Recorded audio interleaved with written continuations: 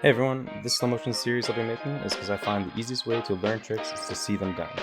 These videos are for you guys as I can already do these tricks, so I'll try my best to explain a little, but pay close attention to things like my body and foot position and the parts of the tricks that you're having difficulty with. So for our backside 50-50, when we ride up the wall, our back trucks hit the coping first, just like we're doing a backside slasher or backside 5-0 grind. Once you feel those back trucks on there, you're just going to aim your front trucks right in front of it and hope they land on as well. It's really helpful if you keep your shoulders parallel with the bowl at this point, and once you do feel your front trucks land on, just like a backside slasher or backside 5-0 again on the way back in, aim yourself in, lift your front up, point into the bowl, and ride it out. If you guys are having troubles keeping your grinds going for a little bit, I recommend you check out one of my other videos, how to roll in 50-50 into the bowl.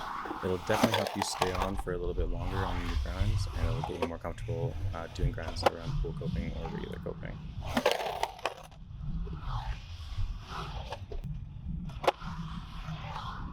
Once you get your front set of trucks onto the coping, it's very helpful if you can push your back trucks so that the inside wheel to the bowl locks up against the coping. You can then use that to push yourself off the coping on your way back in.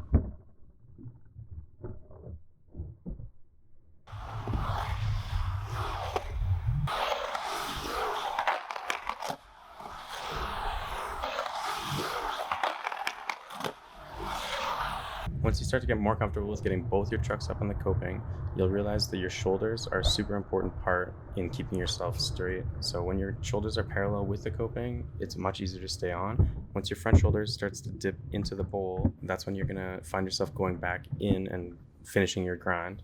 And if your shoulders are swinging out, you'll find yourself having a super hard time locking into the ground and staying on the coping to ride it out.